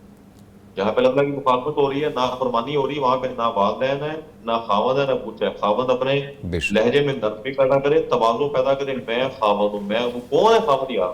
وہ خاوند ہونے کا مطلب یہ ہے کہ تو اسے کبیرہ گناہ کا ارتکاب کروائے، بالکل شیخ. اسے غلط کام کروائے. لہٰذا ایسے معاملے میں بیوی پر اس کی اطاعت لازم اور فرض نہیں ہے. یہ خاوند کو چاہیے کہ وہ اللہ تعالیٰ کا خوف کرے اور بیوی سے ایسا گناہ نہ کروائے. اگر وہ زبردستی کرواتا ہے، اس بیچاری کو عورت ہوتی ہے وہ ڈر جاتی ہے کہ میرا گھر ٹوٹ جائے گا، میرے بچے ہیں، پھر طلاق کے معاملات ہیں. جی جی وہ جی ساری آزمائشوں سے بچنے کے لیے بیچاری کر گزرتی ہے، دل پہ پتھر رکھ لیتی ہے. لیکن یاد رکھنے خاوند ساری عمر کا گناہ اس کا قطع تعلقی کا خاوند کے کھاتے میں ساری عمر جانا ہے. اور شیخ قطع تعلقی کا گناہ کیا بتایا شریعت نے؟ وہ ڈیفائن کیے؟ تو میں نے آپ کو بتایا کہ اللہ کے رسول صلی اللہ علیہ وسلم نے فرمایا کہ صلہ رحمی اللہ کے عرش کے ساتھ چمٹ گئی. اللہ کے عرش کے ساتھ چمٹ گئی. اللہ تعالیٰ نے فرمایا کہ میں اسے جوڑوں گا جو تجھے جوڑے گا، میں اسے توڑ دوں گا جو تجھے توڑے گا. اللہ اکبر. اب جس کو توڑنے کے بارے میں اللہ تعالیٰ فرمایا تو پھر اللہ تعالیٰ کا توڑنا کیسا ہے؟ وہ جیسے پہلے قومیں ٹوٹی ہیں جو غارت ہوئی ہیں تو ان کو دیکھنے پھر کیا ہوا. بالکل شیخ ایسے ہی ہے. جزاک اللہ خیرہ. شیخ یہ ہمارے معاشرے کے اندر بہت زیادہ دن بدن بڑھتا جا رہا ہے یہ معاملہ شیخ، کیونکہ وہ کہتے ہیں ہم آپ کو یقیناً بات نہیں کرتے دیتے. بیویاں کہتی ہیں، رو رو کہتی ہیں کہ ہمیں بات نہیں کرنے دیتا. کیوں نہیں بات کرنے دیتا؟ کیا وجہ ہے؟ کیا خرابی آ رہی ہے؟ شیخ اگر کرنے دیتے ہیں تو اوپر کھڑے ہو جاتے ہیں سر پہ کھڑے ہو. اچھا کرنی ہے تو آپ کو اجازت ہے لیکن 2-3 منٹ آپ کا ٹائم ہے اور میں کھڑا ہوں ادھر، اب کرو بات. بس مطلب دروگے بند کے کھڑے ہو جانا ہے. خود جس کو مرضی کال کریں، جتنی مرضی کال کریں، بیوی کے سر پہ آ جانا یہ کرنا. ہاں ہم مانتے ہیں کہ بس اوقات بیوی کے ماں باپ کی طرف سے بھی غلطی ہوتی ہے. یہ بھی ایک پہلو ہے. ہاں مطلب غلط کام کی طرف وہ اکساتے ہیں. جی وہ غلط کام، ان کو بھی اپنا کردار سمجھنا چاہیے کہ ہمارا کردار کیا ہے. ماں باپ ہونے کے ناطے ہم نے اپنی بیٹی کو کیسے بسانا ہے. جی بالکل. لیکن خاوند قطع تعلقی نہیں کر سکتا. دیکھیں والدین، قرآن نے کہا ہے اگر وہ غیر مسلم بھی ہیں وصاحبہما فی الدنیا معروفا، وہ غیر مسلم بھی ہیں تاکہ ان کے ساتھ دنیاوی لیول پہ آ کے آپ نے نیکی کرنا نہیں چھوڑنا. اب وہ غیر مسلم تو نہیں ہو گئے نا، مطلب کہ کام کرنے سے جو اس کو بات کرنے سے منع کر رہا ہے، قطع تعلقی اس کو بات ہے. بالکل شیخ ایسے ہی ہے. جزاک اللہ خیر. بہت شکریہ شیخ محترم شیخ مفتی عبدالولی خان صاحب. شیخ اس حوالے سے فرمائیے گا، میں رہنمائی چاہوں گا. ہاں جی، جو شیخ صاحب نے فرمایا ہے یہ بالکل درست ہے کہ والدین جو ہے نا ان کا بڑا درجہ ہے. اب شوہر کو یہ نہیں کرنا چاہیے کہ وہ والدین سے تعلق کو توڑنے پر اس کو مجبور کرے کہ آپ نے تعلق توڑنا ہے، ان کے ساتھ بات نہیں کرنی.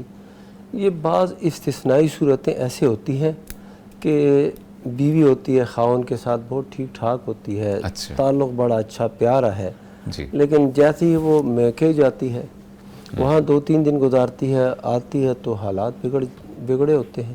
یا پھر یہ ہوتا ہے کہ فون آتے ہیں وہاں سے، سالی صاحبہ کا فون آیا، یعنی بیوی کی بہن کا، ماں کا، اس طرح وہ پھر ادھر جھگڑا شروع ہو جاتا ہے، جذبات اور احساسات بڑھ جاتے ہیں. تو اس صورت میں خاوند یہ کچھ وقتی طور پر یہ پابندی لگائے کہ بھائی آپ نے بات نہیں کرنی، سزا کے طور پہ. ہاں جی، یعنی بطور اس طرح کے ایک مصلحت مرسلہ جس کو کہتے ہیں، اس کو بنیاد بنا کے کہ مصلحت کے طور پر آپ نے یہ نہیں کرنا، یہ آپ کے والدین ہیں، ان کے ساتھ تعلق رکھنا بھی آپ کے لیے لازم اور ضروری ہے، اور اچھائی اور بھلائی کرنا بھی آپ کے لیے ضروری ہے. لیکن والدین صاحبان جو ہوتے ہیں وہ بیٹی کا گھر جی بنانے کی بجائے نا توڑنے کی کوشش میں ہوتے بے ہیں، شک اور شک۔ وہ مختلف قسم کے نا حربے استعمال کر کے کہ خاوند کو یہ کہو، خاوند کو اس طرح مجبور کرو، یہ کرو، تو وہ پھر نا خاوند بھی مجبور ہو جاتا ہے کہ آپ نے ادھر بات نہیں کرنی، جی ادھر نہیں۔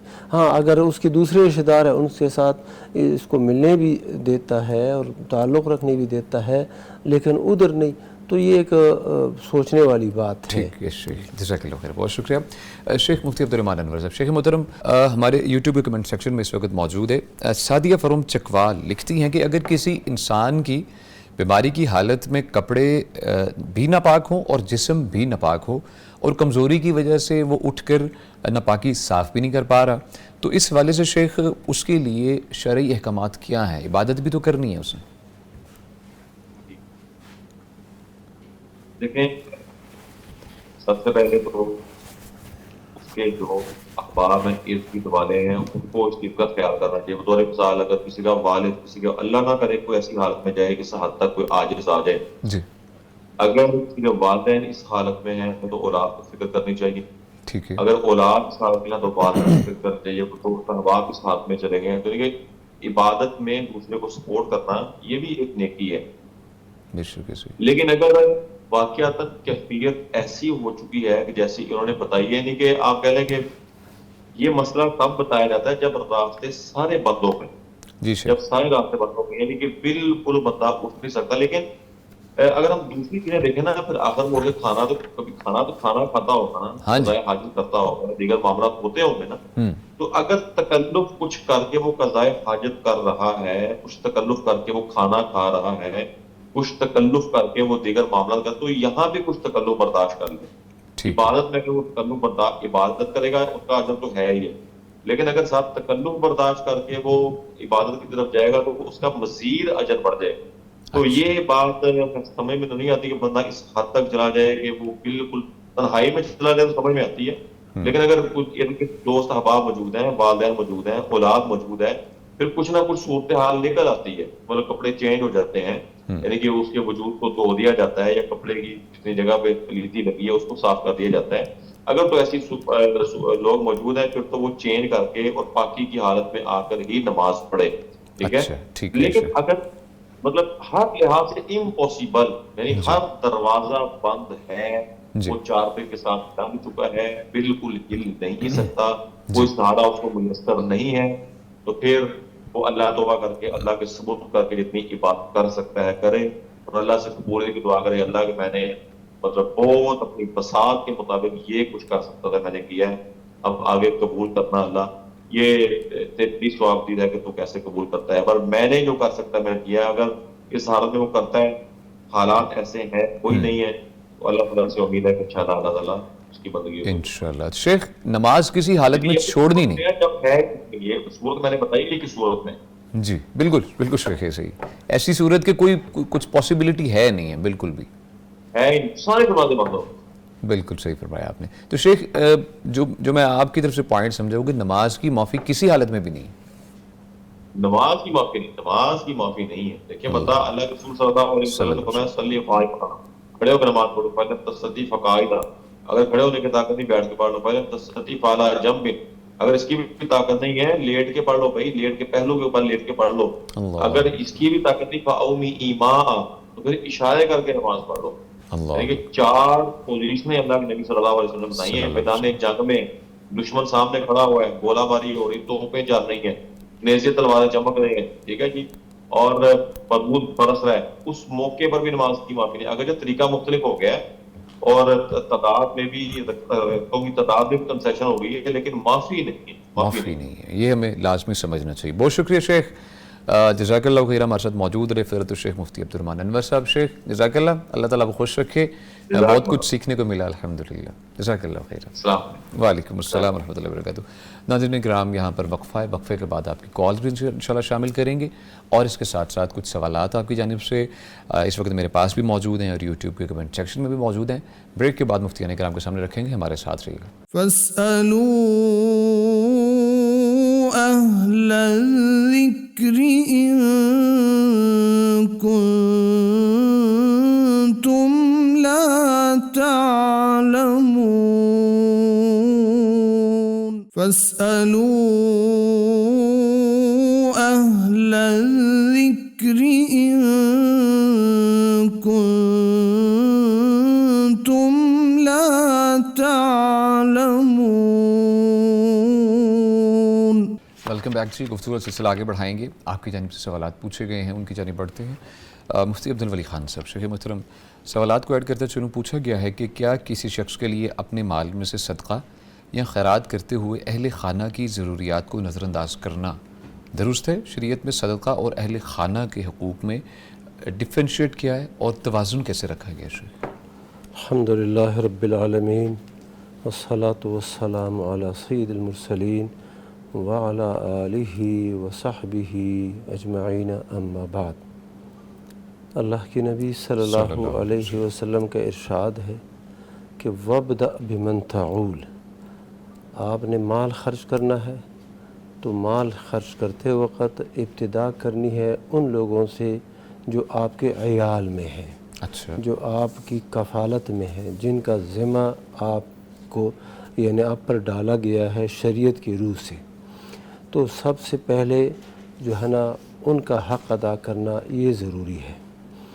اور اگر بندہ ایسے کرتا ہے کہ جو لوگ اس کی کفالت میں ہیں ان کا حق ادا نہیں کرتا, بیوی بچوں کا حق ادا نہیں کرتا, ان کو صحیح کھلاتا پلاتا نہیں ہے, دیگر جو اقارب ہیں, والدین ہیں, بہن بھائی ہیں جو چھوٹے ہیں, ان کو چھوڑ کے یہ باہر جو ہے نا صدقات و خیرات کرتا ہے, یہ روش جو ہے نا یہ درست نہیں ہے. ٹھیک ہے. اور یہ بھی سمجھنا چاہیے کہ یہ اپنے اہل و عیال کو کھانا کھلانا اور ان کی ضروریات کو پورا کرنا یہ بھی صدقے میں سے ہیں, بلکہ یہ افضل صدقہ ہے.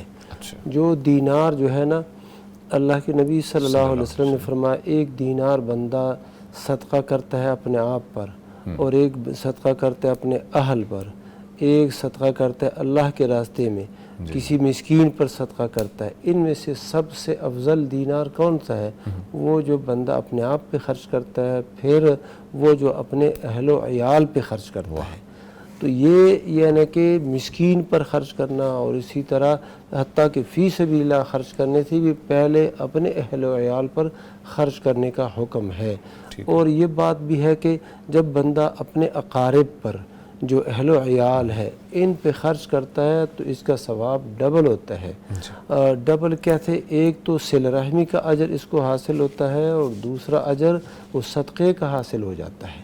اور اہل و عیال پر, بیوی بچوں پر بندہ خرچ کرتا ہے نا, تو حدیث میں تو یہ آیا ہے کہ بندہ ایک لقمہ اپنی بیوی کے منہ میں ڈالتا ہے تو یہ بھی صدقہ ہے, یہ بھی صدقے میں شمار ہے.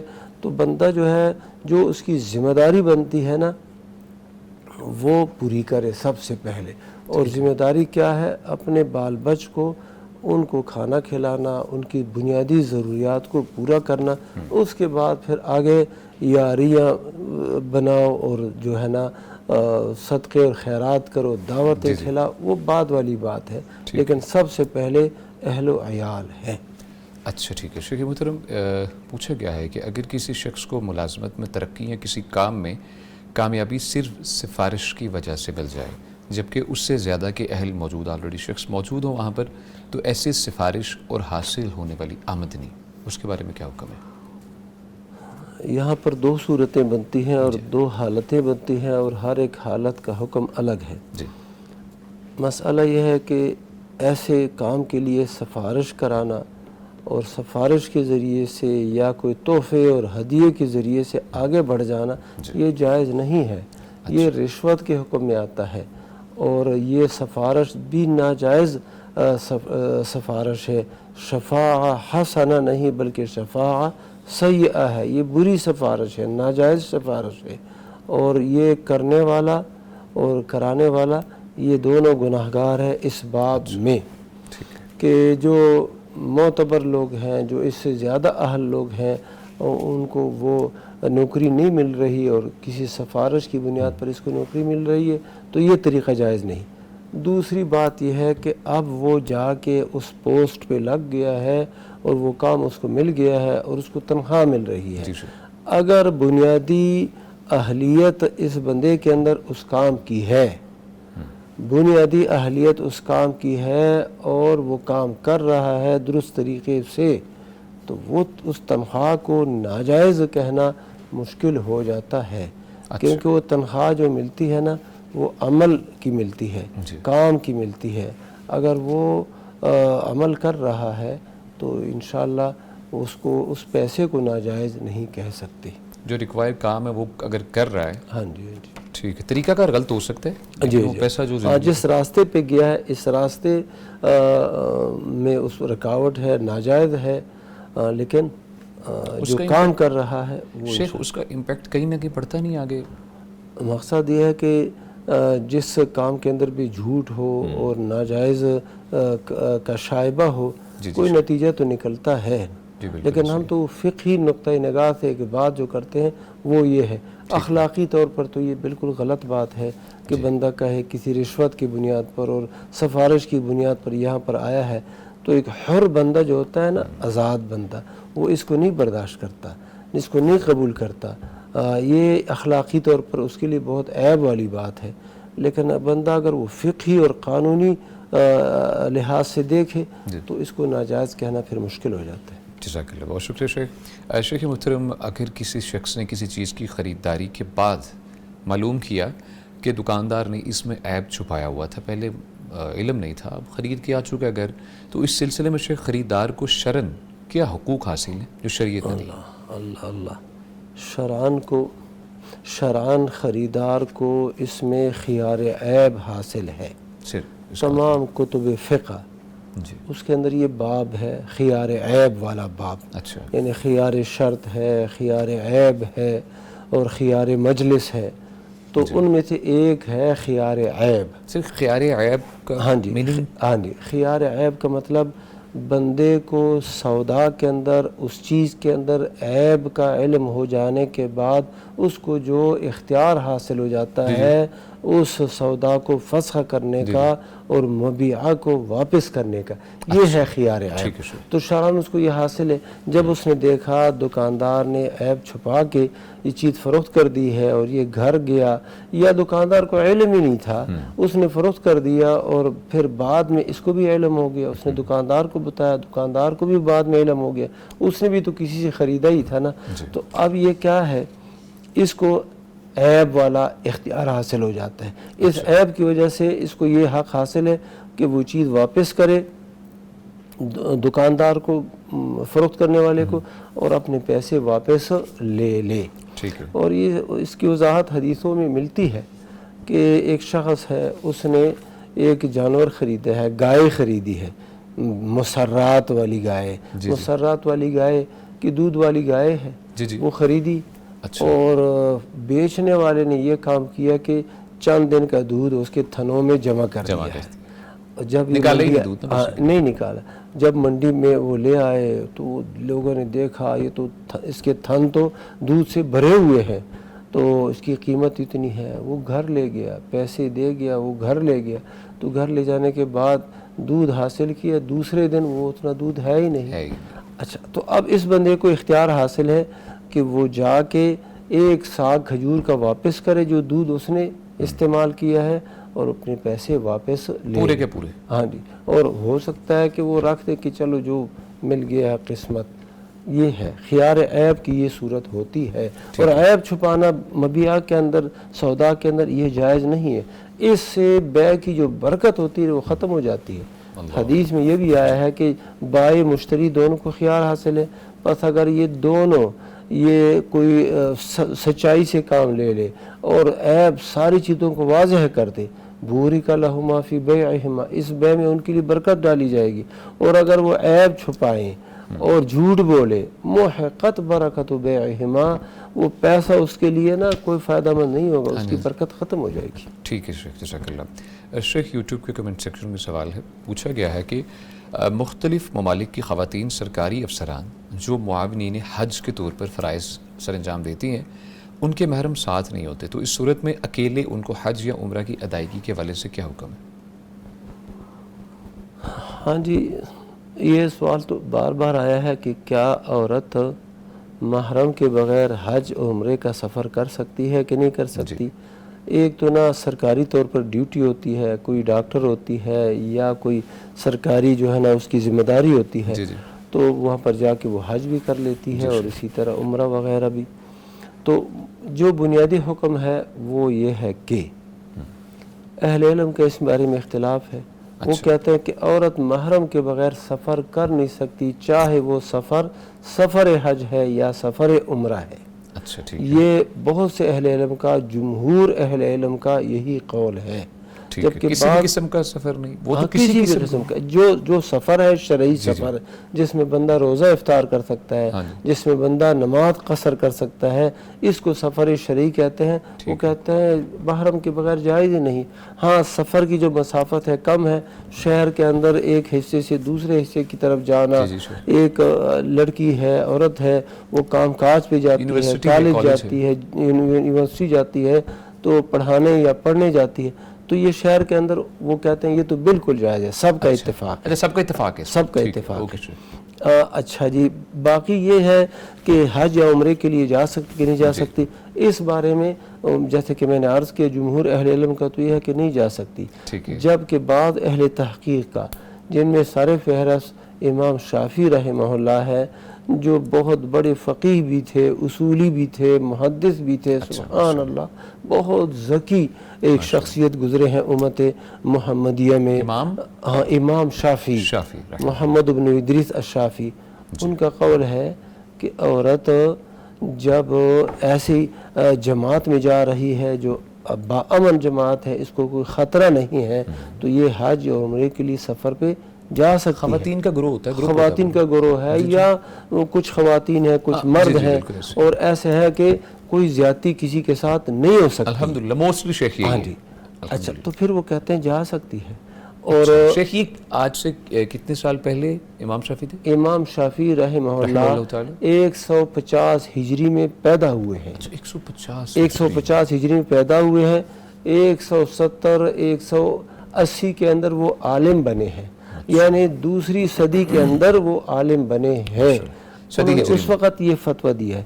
اور ان سے بھی پہلے ایک اور عالم گزرے ہیں، امام حسن بصری رحمہ اللہ، وہ تو بالکل پہلی صدی کے عالم ہیں۔ اچھا، صدی ہجری، ہاں جی، پہلی صدی کے، پہلی ہجری جو ہے صدی ہجری، اس کے وہ عالم ہیں، تابعی ہیں، انہوں نے بہت سے صحابہ کو دیکھا ہے، ملاقات ہے، انس بن مالک، علی رضی اللہ عنہ، دیگر ان سے ملاقات ہے ان کی، تو وہ جو ہے وہ کہتے ہیں کہ کر سکتی ہے عورت سفر حج جب یہ امن ہو، اور اس طرح اس کے جو رفقا ہے، جماعت کے جو لوگ ہیں، قافلے کے جو لوگ ہیں، وہ امن والے ہیں، وہ یہ بھی کہتے ہیں۔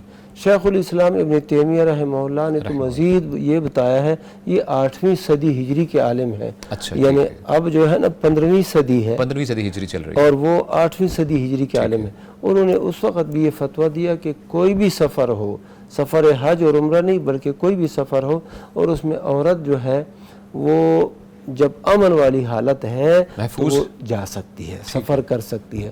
اور دلائل ان لوگوں کی یہ ہے کہ دیکھو امہات المؤمنین رضوان اللہ تعالی علیہم اجمعین وہ حج کے لیے گئی ہیں۔ عمر رضی اللہ تعالیٰ عنہ کی خلافت میں عبد الرحمن بن عوف اور عثمان بن عفان رضی اللہ عنہما جو تھے وہ اس قافلے کے نگران تھے، اور ان کی نگرانی میں انہوں نے حج کیا ہے امہات المومنین نے، اور کوئی محرم ان کے پاس اس کا کوئی ثبوت ہے نہیں۔ تو اس کا مطلب کیا ہوا، جب امن والی صورت ہو تو عورت جا سکتی ہے۔ ایک اور حدیث آتی ہے کہ اللہ کے نبی صلی اللہ علیہ وسلم نے فرمایا کہ حیرہ، عراق کے حیرہ سے ایک عورت نکلے گی، اور کوئی زوج خاون اس کے ساتھ نہیں ہوگا، اکیلی وہ جائے گی اور طواف بیت اللہ کرے گی، یعنی محارم ان کے ساتھ نہیں ہوں گے، اکیلی ہوگی، باقی قافلہ تو ہوگا، ہاں جی، تو یہاں پر جا کے طواف کرے گی اور کسی سے نہیں ڈرے گی سوائے اللہ۔ وہ حافظ ابن حجر کہتے ہیں یہ مدح اور ستائش کے پیرائے میں ہے، لہذا اس سے جواز ثابت ہوتا ہے۔ تو یہ باقی احتیاط اور تقوی کا تقاضا تو یہی ہے کہ عورت محرم کے بغیر نہ جائے، لیکن اگر جائے تو ان علماء کے فتوے پر عمل ان کے لیے جائز ہے۔ اور وہ کہتے ہیں کہ نبی صلی اللہ علیہ وسلم نے جو یہ فرمایا کہ کوئی عورت محرم کے بغیر سفر نہ کرے، خاوند ہو ساتھ یا کوئی محرم ہو، وہ ان ادوار کے مطابق سفر کے بارے میں ہے۔ جب جنگل اور صحرا اور بیابان ہوتے تھے اور قافلے کی شکل، وہ عجیب ایک صورتحال ہوتی تھی۔ جب سفر بھی تو شیخ بہت مشکل تھا، پیدل سفر ہے یا اونٹوں پہ سفر ہے، کہیں پر پڑاؤ ڈالنا ہے تو کہاں پر رہنا ہے، کہاں پر نہیں رہنا۔ نیند آ گئی یہاں پر تو اب تو سفر ایسے ہے کہ آپ نے کہیں پر پڑاؤ بھی ڈالا ہے نا تو ہوٹل ہے اور بڑے مضبوط نظام ہے، سیفٹی رومز ہیں۔ ہاں جی، اور یہ جو حج عمرے کے لیے جاتے ہیں باقاعدہ ایک ایک بات نوٹ کی جاتی ہے، وہاں پر جو ہے نا اصول کرنے والے ہوتے ہیں، گاڑیاں ہوتی ہیں، سب پاسپورٹ چیک کی جاتی ہے، ایک بہت بڑا نظام ہے۔ الحمدللہ شیخ، جزاک اللہ، بہت تفصیل سے آپ نے سمجھایا ہے اور امید ہے دیکھنے والوں کو سمجھ آ چکی ہوگی۔ شیخ وقار صاحب پوچھتے ہیں کہ کیا مہمان نوازی نہ کرنا گناہ ہے؟ بالکل گناہ ہے۔ اچھا گناہ ہے؟ گناہ ہے۔ اچھا، یعنی مہمان نوازی کا یہ مطلب ہے، یہ بھی آپ سمجھا؟ ہاں جی، یہ نہیں ہے کہ کوئی فون کرے آپ کو اور کہے کہ یار ہم آ رہے ہیں، ہماری مہمان نوازی کریں، کڑائی تو ذرا بنائیں آپ ہمارے، اور آپ کہیں کہ اللہ کے بندو مہینے کا آخر ہے ذرا صبر کرو، یہ اس میں یہ گناہگار نہیں ہے، یہ گناہ والی جو صورت ہے وہ یہ ہے کہ کوئی آپ کے رشتہ دار آ گئے ہیں، بہن آ گئی ہے، بیٹی آ گئی ہے، کوئی اور بھائی آ گیا ہے، ویسے کوئی اللہ کا بندہ مسلمان آ گیا ہے۔ یہ آج کل تو شہروں والا یہ ماحول ہے، اب بھی بات دیہات کی طرف بندہ جائے، صحرا بیابان کے اندر سفر بندہ کرے، ہوٹل نہیں ہوتے، اب بندہ آ گیا ہے تو اللہ کے نبی صلی اللہ علیہ وسلم کا حکم ہے، من کان یؤمن باللہ والیوم الآخر فلیکرم ضیفہ، جو شخص اللہ اور روز آخرت پہ ایمان رکھتا ہے وہ اپنے مہمان کا اکرام کرے، حکم ہے، امر ہے، وہ اکرام کرے، اور 3 دن تک یہ ضیافت ہے، لازمی ہے، یہ 3 دن تک ضیافت ہے، اس کے بعد اس کو بھی چاہیے کہ چلا جائے۔ اچھا، مہمان کو بھی چاہیے، مہمان کو بھی چاہیے، ہاں اگر وہ رہتا ہے پھر اس کو صدقے کا ثواب ملے گا، ضیافت کا ثواب صدقے سے زیادہ ہے، سبحان اللہ۔ اور جب وہ 3 دن سے گزر جائے گا تو پھر اس کے بعد وہ اس کو کیا ہے، یعنی صدقے کا ثواب ملے گا، اور 1 دن تو معمول سے ہٹ کے مہمان کا اکرام ہونا چاہیے، اس کو جائزہ کہتے ہیں۔ فار ایگزامپل مقصد یہ ہے کہ ہم عام طور پر جب گھر میں ہوتے ہیں دال چاول پکاتے ہیں، ہاں جی آج دال چاول پکا لیا، وہ مہمان صاحب آ گئے ہیں تو اب دال چاول بھی ہے، اس کے ساتھ ہم کوشش کریں گے کہ کوئی گوشت بھی لے کے آئیں، مٹن لے آئیں، جو بھی صورت ہوتی ہے وہ لے آئیں، کیونکہ مہمان صاحب آئے ہوئے ہیں۔ صبح ناشتہ جو ہے ہم عام چائے پراٹھا وغیرہ یہ کرتے ہیں، تو اس میں کیا کرے، انڈے، فرائی انڈے، کوئی سالن، شہد وغیرہ وہ رکھ کے ان کو کھلائیں، تو یہ ایک جائزہ جو ہے 1 دن 1 رات کا ہوتا ہے، 24 گھنٹے خصوصیت کے ساتھ، باقی 3 دن سے زیادہ پھر وہ صدقہ ہو جاتا ہے۔ تو یہ بیٹیوں کو، بہنوں کو، سب کو یہ چاہیے کہ 3 دن سے زیادہ نہ رہیں، صدقہ مت کھائیں، جائیں۔ بہت شکریہ شیخ، صدقہ نہ کھائیں، ٹھیک ہے، جزاک اللہ۔ شیخ محترم پوچھا گیا ہے کہ اگر شوہر بیوی کے ذاتی مال یا زیورات کو اس کی رضامندی کے بغیر اپنے کاروبار میں استعمال کرے اور بعد میں واپس کرنے کا وعدہ کرے، شرعاً جائز ہے؟ بالکل جائز نہیں ہے۔ اچھا شیخ، یہ جو ہے نا خاوند کا جو مال ہے وہ خاوند کا مال ہے، اور عورت کا جو مال ہے وہ عورت کا مال ہے، اور اس کی اپنی ملکیت ہے۔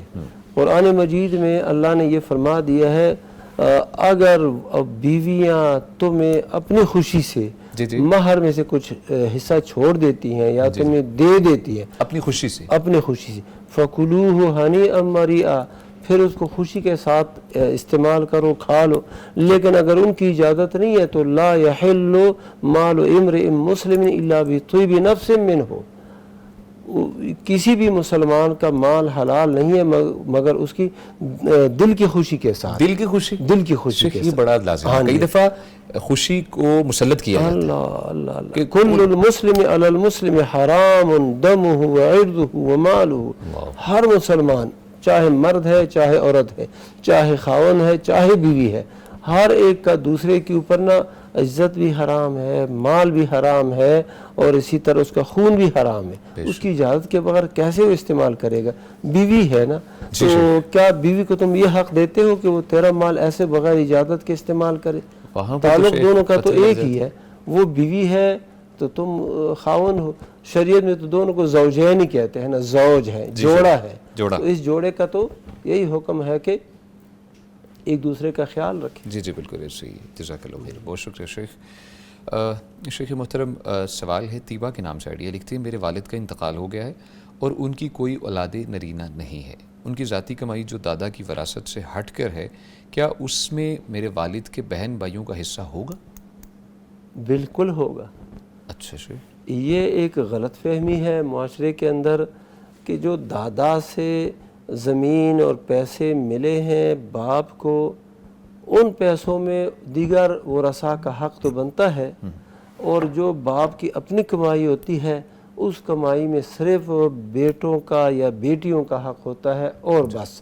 نہیں، جو چیز اس کی ملکیت میں آ گئی ہے، چاہے وہ میراث کی شکل میں اپنے باپ سے اپنی ماں سے اس کو حاصل ہو گئی ہے، وہ بھی اس کی ملکیت ہے، یا اس نے کما لیا ہے اور کمانے کے بعد یہ اللہ کے پاس چلا گیا ہے، تو اب جو حق ہے وہ رسا کا وہ اللہ کہ نبی صلی اللہ علیہ وسلم نے بتا دیا ہے، شریعت نے بتا دیا ہے.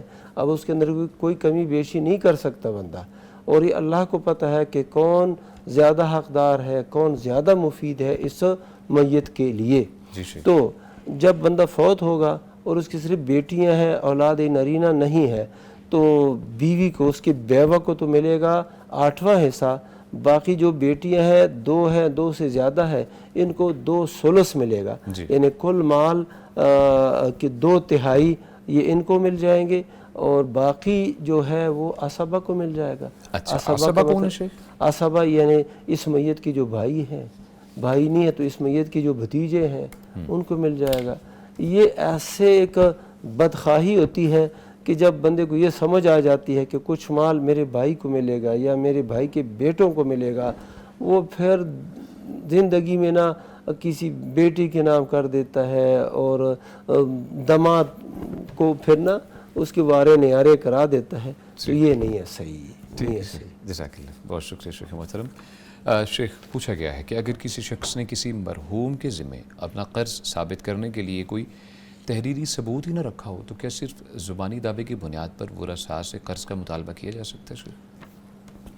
زبانی دعوے کی بنیاد پر تو قرض کا دعویٰ کیسے کیا جا سکتا ہے؟ ہاں، یہ دعویٰ کرے گا قاضی کے سامنے، پنچایت کے سامنے، جج کے سامنے کہ میرا اس کے اوپر قرضہ ہے. اچھا، اب جج صاحب ہیں، وہ جو پنچایت والے ہیں، وہ اس سے کہیں گے کوئی دلیل لے آؤ، کوئی تحریر لے آؤ. اور تحریر بھی ایسی تحریر ہو جو کہ معتبر تحریر ہو، اپنی طرف سے لکھ کے نہ ہو.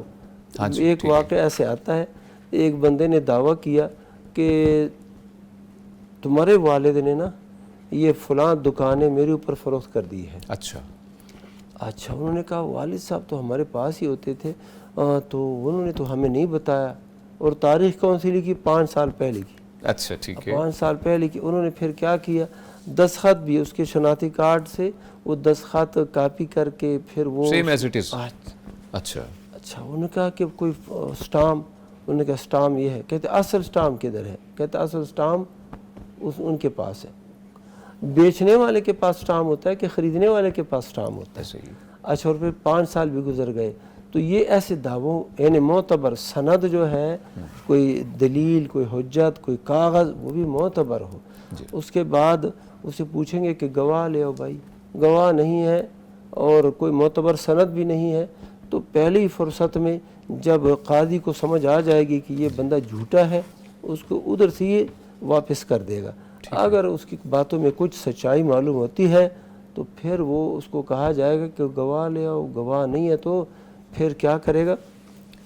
وہ جو اس کے ورثاء ہیں ان سے یہی کہا جائے گا کہ یا تو تم قسم اٹھا لو کہ ہمارے والد ماجد نے اس کے بارے میں کچھ بھی نہیں کہا ہے. اچھا، قسم اٹھا لے. ٹھیک ہے. یعنی پہلے تو وہ کہتے ہیں نا، لیکن جب یہ ان کے خلاف اس طرح بات کریں گے جی جی تو پھر معاملہ قسم پر ہی ختم ہو جائے گا ٹھیک ہے انشاءاللہ۔ شیخ ٹائم میرے خیال میں ختم ہو رہا ہے، بس میں اختصار کے ساتھ جواب چاہوں گا آپ کا کہ اگر کسی مسلمان نے کسی دوسرے شخص سے معافی مانگ لی لیکن وہ شخص معاف نہ کرے تو کیا توبہ کرنے والے کی ذمہ داری پھر بھی باقی رہتی ہے؟ مسئلہ اس طرح ہے کہ اس کا حق ہے، اچھا ٹھیک ہے جب اس نے معافی مانگی اس نے معاف نہیں کیا جی، تو ہم اس یہ بنیاد اس کا حق ہے جس کا دل دکھایا گیا ہے؟ جس کا دل دکھایا گیا جی جی۔ وہ کہتا ہے میں نے ادھر نہیں معاف کرنا، میں نے آخرت میں اپنا حق وصول کرنا ہے، اللہ، تو آخرت کا حق جو ہے وہ بہت بھاری ہے۔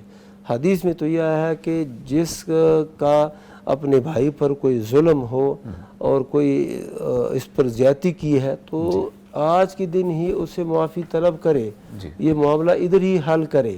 بالکل اگر وہ معافی کی صورت میں جو ہے نا بات ختم ہو سکتی ہے تو ٹھیک ہے، نہیں تو کچھ لے دے کے معاملہ ختم کراؤ، مطلب کسی طریقے سے کرو، کسی طریقے سے کرو۔ لیکن اگر وہ کہتا ہے نہیں میں نے نہیں معاف کرنا تو اس کا حق ہے، لیکن اس کو کرنا چاہیے، معاف کرنا چاہیے، معافی کرنے والعافین عن الناس، لوگوں کو معاف کرنے والے۔ اور جب یہ حالت ہے کہ وہ بھی جا رہا ہے دنیا سے اور یہ معافی مانگ رہا ہے تو معاف کر دینا چاہیے۔ جزاک اللہ، بہت شکریہ شیخ محترم۔ ناظرین پروگرام اپنے اختتام کو پہنچتا ہے، ہمارے ساتھ موجود رہے فضیلت الشیخ مفتی عبدالولی خان صاحب، شیخ جزاک اللہ خیر، اللہ تعالیٰ آپ کو خوش رکھے۔ ناظرین اسی کے ساتھ چھوٹا سا پیغام ہے، پیغام یہ ہے کہ اگست کا مہینہ چل رہا ہے تو کوشش کریں بچوں کو بھی یاد دہانی کروائیں، بچوں کو بتائیں، بچے بھولے نہ وطن عزیز کو، اپنے وطن عزیز ملک پاکستان کو۔ اللہ تعالیٰ کی بہت بڑی نعمت ہے جو الحمدللہ آزاد ہیں، آزادی کے ساتھ سانس لے رہے ہیں یہاں پر اس فضا کے اندر، اور آزادی کے ساتھ ہم اللہ اور اللہ کے رسول کے پیغام کو دنیا تک پہنچا رہے ہیں۔ آزادی ہے، یہی سب سے بڑی آزادی ہے، یہی سب سے بڑی نعمت ہے کہ ہم اس فضا میں رہتے ہوئے، اس ملک پاکستان میں رہتے ہوئے اللہ اور اللہ کے رسول کا پیغام بلند کر رہے ہیں، دنیا جہان تک ہم پہنچا رہے ہیں۔